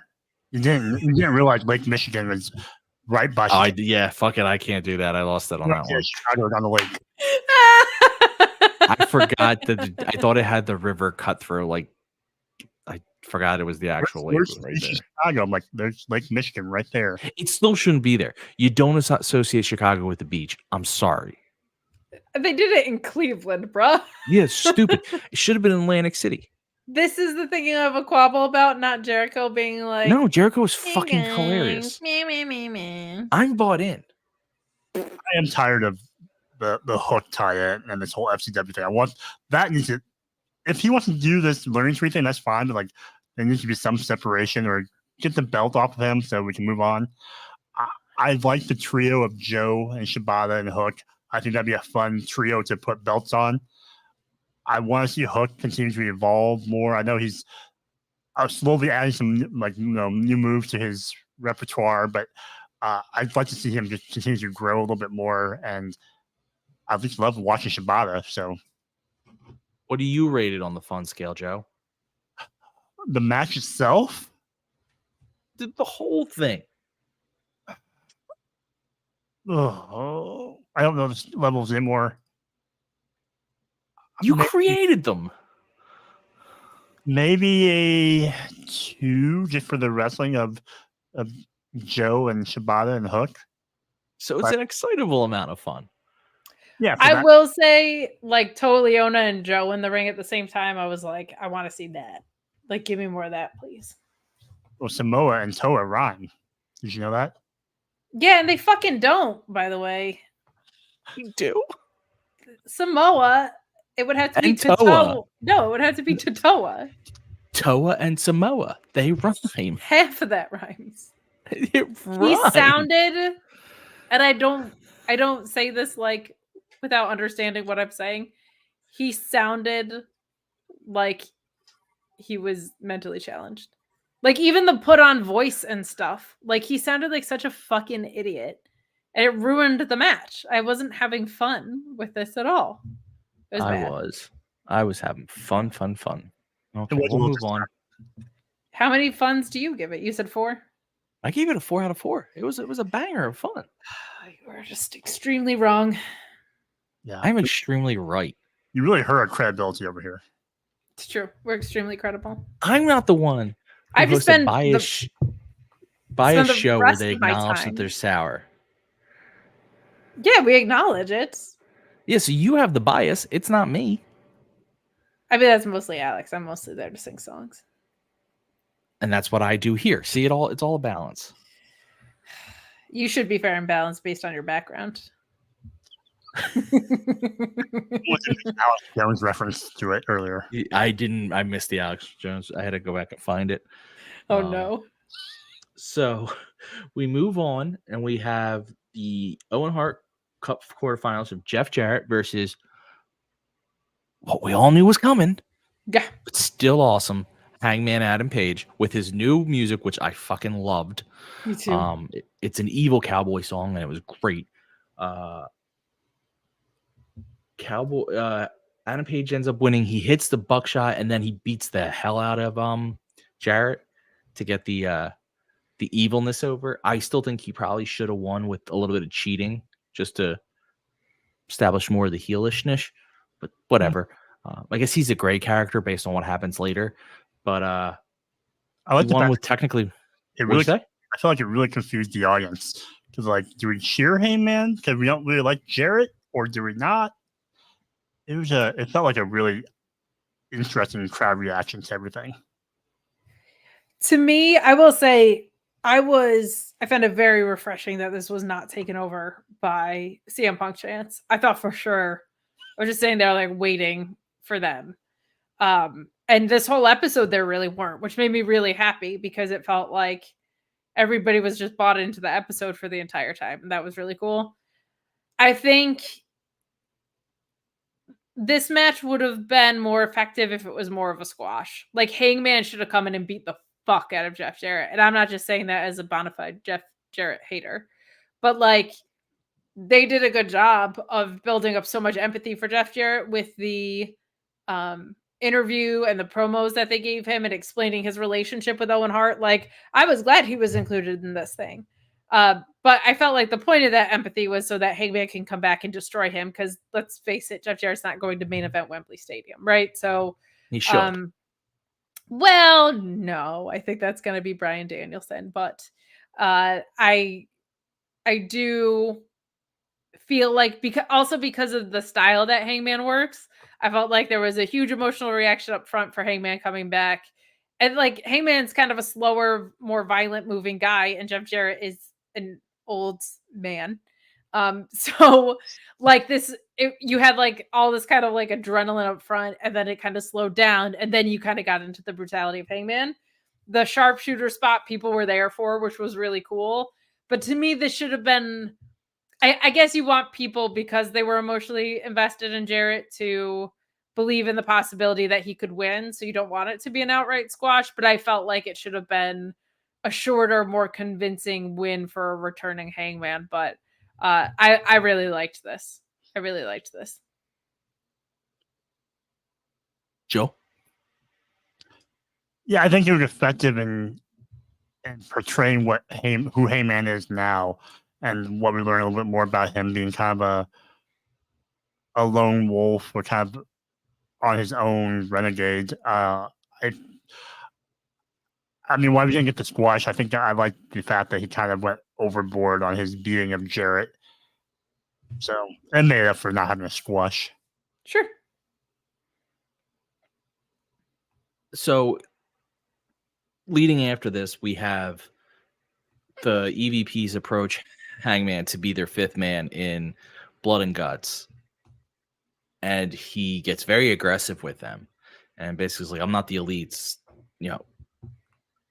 to push around anymore. I do my own thing. Kind of like leave me alone. It was awesome. So it makes me think they're going to have a new fifth man. So I'm going to ask two questions of you. One, do we like what they're doing with Hanger? And two, who's the fifth man? It's got to be Hangman, but he doesn't want to do it because of the Bucks. He wants to do it because Swerve's on the other side, I think is where we're going. I don't think you want Hangman immediately coming back and being like, I'm fine with these guys after all the history they have. So I do like what they're doing with Hangman, and I do think it's going to be him. I have more problems that the Acclaimed is involved on the other side of this because that makes me want to barf. Yeah, I don't believe in a team of AEW that featured Mark Briscoe, Kyle O'Reilly, and the Acclaimed, and someone else versus the Elite and Heyman, or even if they had Swerve. Like, that just doesn't seem like Team AEW to me. So I'm hoping they have some other people in the pipeline for that. I'm going to ask a question here, and you guys can shoot this down. Kate's more likely to shoot it down than Joe, simply based on knowing something that Joe and I probably don't know. What if, I'm not going to, I already sang Creed, so I'm not singing it again. Though I will say, Joe, you have me singing Styx Renegade ever since you called Hangman Renegade. So in my head, I just said, the renegade who had me she for a bounty. And then I have Brian Keith coming in. It's a whole fucking thing going on up here right now. I guess. I'll say this. What If is Creed's best song, probably. At least off of that album, yeah. I agree. But what if it's Ricky Starks as the fifth man? On the face side? No. I'm saying Hangman doesn't go with the Elite. They don't get him, so they have to go looking for a replacement. So Ricky Starks hasn't been around. He gets to go heel. They have that whole story that just came out. Sean, I know your guy Sean tried to correct some of the misconceptions out there, but there still are some misconceptions that he doesn't want to. People think he doesn't want to think that he doesn't want to be there and stuff. That's at least what people believe. There would be an interesting story for him to be anti-AEW then, teamed up with the Elite. I don't like him paired on the same side as Jack Perry. Yeah. I feel like you already have the young talent, like that role of that boy band filled out already. If it's not going to be Hanger, it needs to be like a fucking heavy. And I don't feel like Ricky Starks is that kind of heel. Like they're so fucking goofy on the Elite side. And I think Ricky Starks is kind of like too much of a solo act and too flashy and too dead serious for this. And I also don't know if you want him coming back in that kind of match. Like that involves so much heat. Me Norma saying it in the chat, which was what I was thinking, is you have a real fun opportunity for some free agents. And I want to see Dijak in that match for fucking sure. Dijak would be fun as a mercenary. He'd be great. Like hired gun kind of thing would be unreal. And great call, meat. Great call, meat, as always. Dijak's strength, in my opinions, and having watched him for years, and especially in NXT, is his ability to tell stories in stipulation matches in particular is like out of control good. So him coming into this role and immediately being able to show what he's best at would be awesome. I thought his best skill was ratioing people. I mean, yeah, but that's not a ring thing usually. Oh, okay. All I know is Team AEW needs to sort itself out because I don't like what I'm seeing so far. It's rough. Like Mark Briscoe does not feel like Team AEW. I said Joe said that. That was the first thing Joe said. And my opinion was, if you're going to bring Mark Briscoe in, he comes in as number 5 because he's violent. You go like, we know someone who, like, you have 4 guys and have them search for a 5th, and someone go, I know who to use. This guy's crazy. He's perfect for this match. Yeah, I don't buy the fact that on Team AEW, I have the ROH World Championship belt on my shoulder. Yeah, I don't. It also just feels like it should be OGs. It hurts so much that Eddie Kingston is shelved right now for so many reasons, but that's one of them. Like he's the most day one guy who wasn't there on day one to this promotion, and it's brutal. I still forget he wasn't. Yeah, because he is. I want to point this out. So to conclude, Kate's argument about an aseptic tetrometer is incorrect, as that would not be required for the simple end rhyme Ryan was suggesting. Sorry, Kate. So I was right. In a vacuum, those two words don't rhyme. Oa, Toa, Samoa. There's a whole ass extra syllable in there. Whenever I say in a vacuum, Sean always says, well, good thing we're not in a vacuum, so you can have that one. Apparently we're so okay. I actually want to address this question. First of all, 2LTs apparently got fireworks everywhere because it is the 4th in the East Coast, so happy 4th. Meet Normus does bring up a question. Could the 5th from the Elite be outside the company? So ignoring Dijak, is there anyone else out there?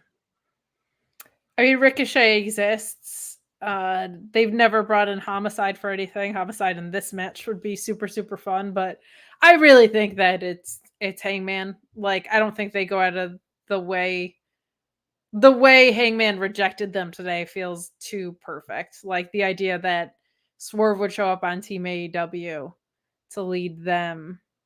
And that would be enough to drive Hangman mad, especially if Danielson beats him in the ON. Like that's perfect. So I think that could be a really fun direction. And it feels like one of those I reject you so that you can keep asking me kind of things. Yeah, I like the idea of Heyman not being asked, but like just demanding, like, I'm going to be on your team because, like you said, Swerve's over there or whoever else is on that side. Okay, that's fair. It is a good question and wonder because, in theory, you could. I don't know who it would be, but okay, we go on to our main event, and it is Daniel Garcia versus Will Ospreay for the International Championship. I believe we are all pregnant now. I don't think that's possible for us, but somehow it happened because of this match. Oh, congratulations! Thank you. I loved the way the way this match played out. You had moments where they were doing grappling and commentary even acknowledged, like, "Hey, that's favoring Garcia," and then you had some hard hitting. You had some it wasn't flippy dippy, but you had some high flying stuff. Athletic, kind of. That favors Ospreay. It ends because MJF is out there with Daniel Garcia. He offers him the diamond ring. Garcia is a stand up guy. It's like, no, I don't want to win like that. Gives the ring back to MJF. Turns around, gets knocked out with the hidden blade by Will Ospreay. After the match, I'm going to go right through, and then we can talk about the whole thing. After the match, Garcia's out. Ospreay comes over to console him, and it's wonderful. And then MJF comes in, and he's trying to hype him up. You know, these people still love you. And kicked him right in the yam bag. And then proceeded to beat the ever-living shit out of him and Matt Menard, leaving them both bloody. Gave Garcia pile driver off the top rope. Just absolutely destroyed him. Leaves through the crowd. A fan and him get face to face, which was a cool moment because nothing happened, so it just looked really cool. It was an incredible match with an incredible ending. I'm gonna go to Joe. Joe, what do you know? Do I send you a Mother's Day card or a Father's Day card, Ryan? I'm confused. Or is it like no? You just send me a card. Gender neutral. Gotcha. Yeah.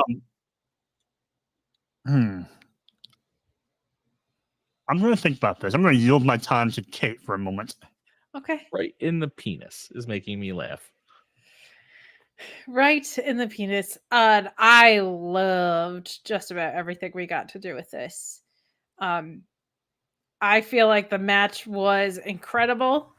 I feel like every Garcia match has gotten stronger for his character development, and every Ospreay match feels like a pay-per-view quality match. He just keeps delivering and giving people what feels like top 5 matches of their careers. This was a work of art. I loved how much Daniel Garcia had stuff countered and scouted out for this. I love MJF offering the ring and Garcia rejecting it, and MJF immediately backing off of it because he knew that he was going to lose if he didn't take it. And MJF wanted to turn on Danny Garcia tonight. And if he had won, I think he would have ridden Danny Garcia's coattails. So I loved all of that. Post-match was excellent. I loved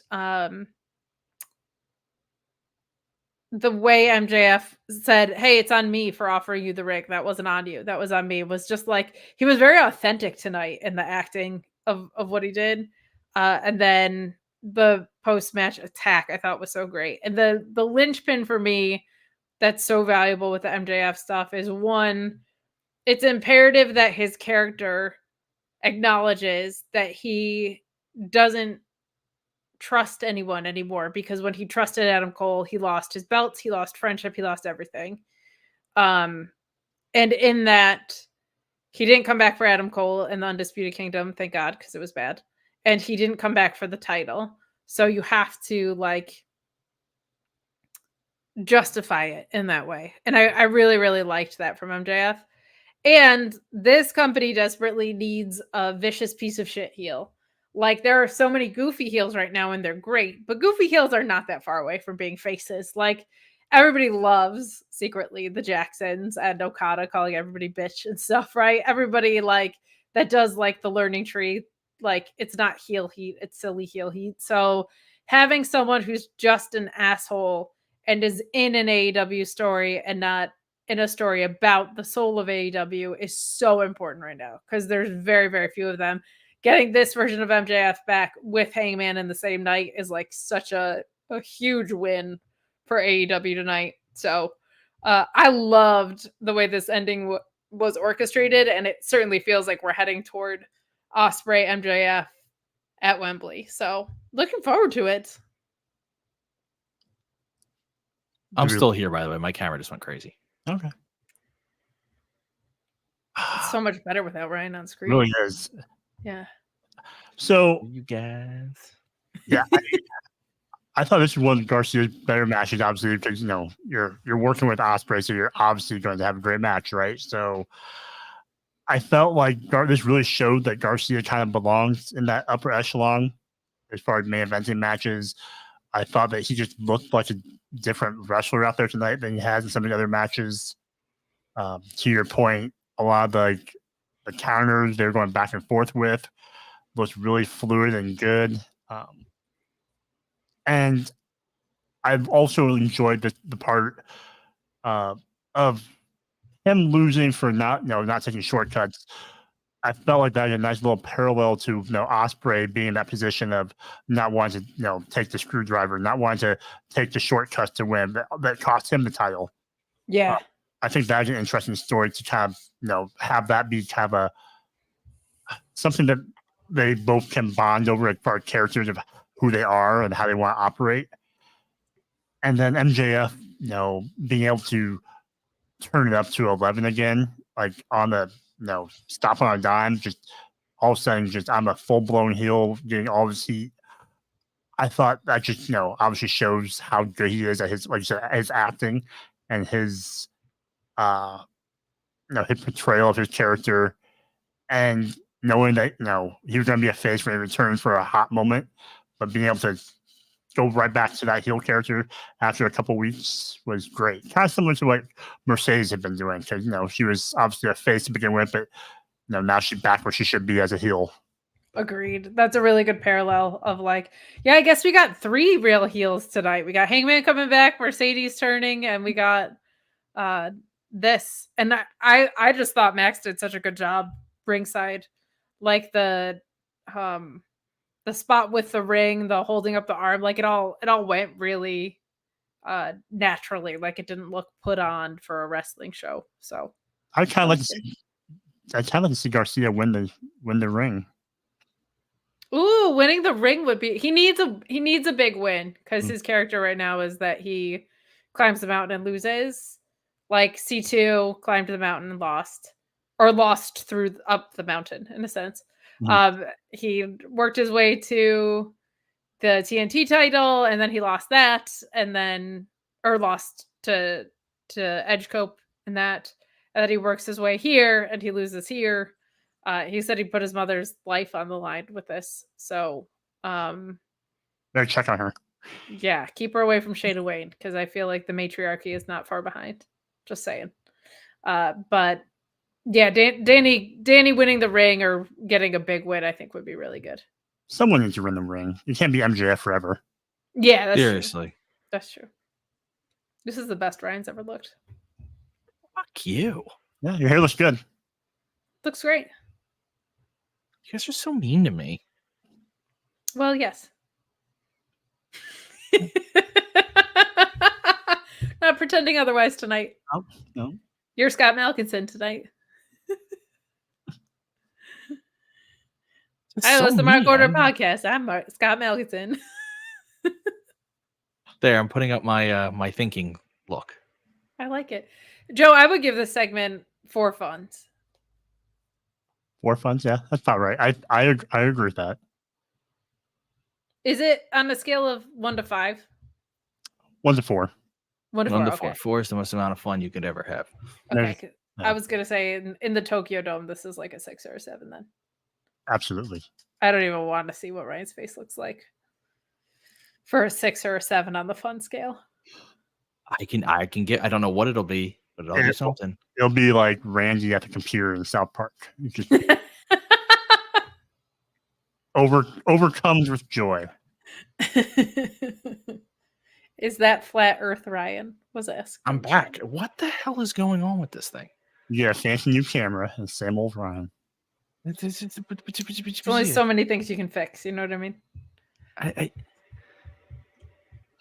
I don't know what happened because it whatever. There you Here go. I am. You look great. Yeah, I don't know what happened. It was only doing half my face. It was a whole thing. I don't know. Okay, so I enjoyed this segment. It's a 4 out of 4 funds for me.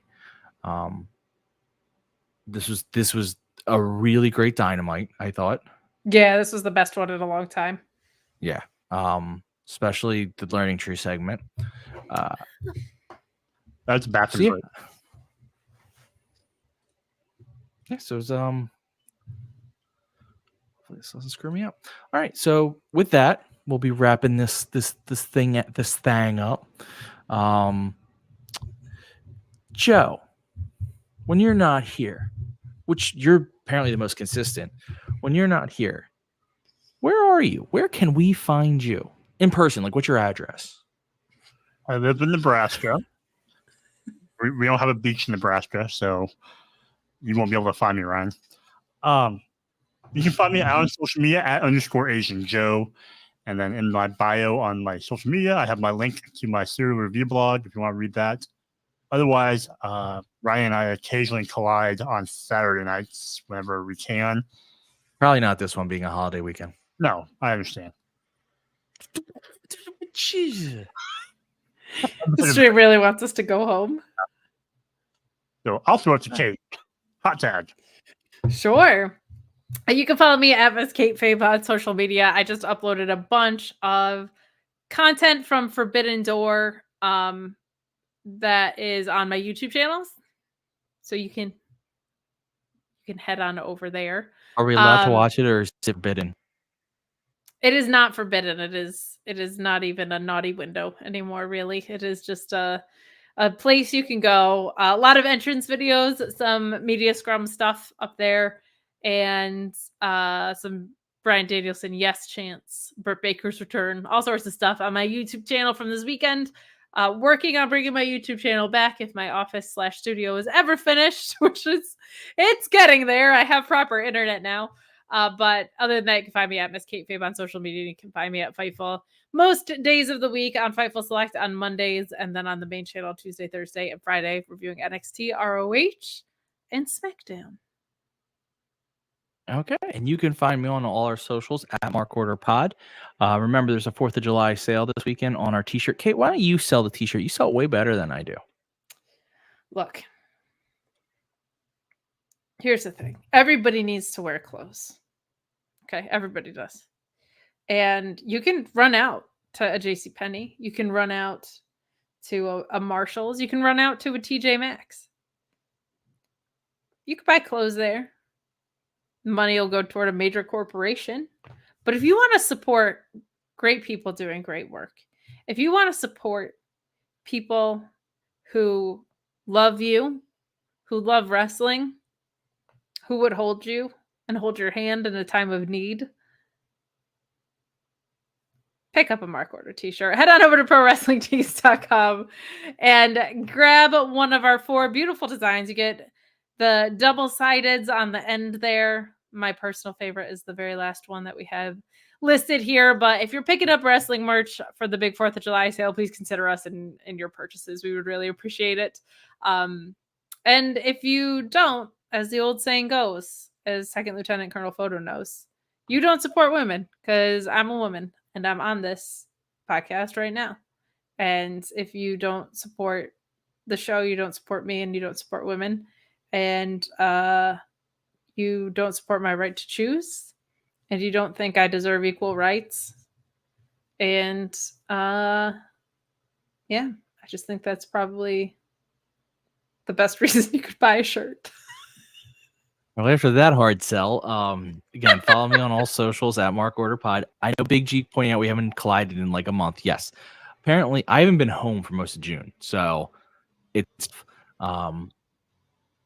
look, not everyone's on the grind. I am. You can just say it. We cover AEW because you fear the grind. So I get it. You missed 2 weeks too. Well, hold on. That's not convenient to my narrative. Fair enough. Follow me on all socials at Mark Order Pod. You can follow my history blog, careforhistory.com. I will actually be more active on that pretty soon. My schedule's changing slightly, so that'll give me time to read and actually do history. And other than that, just be cool people. And this is where I do the tell you out, guys, what I'm doing to end the show. So what I do here is I put in the outro overlay, and then I hit the outro.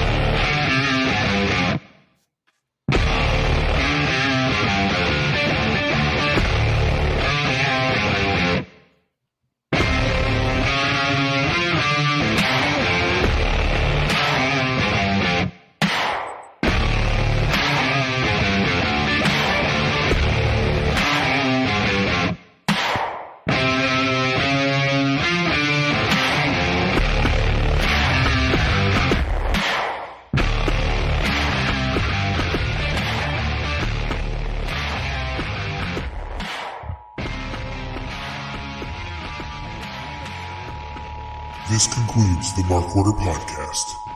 We now return you to your regularly scheduled programming.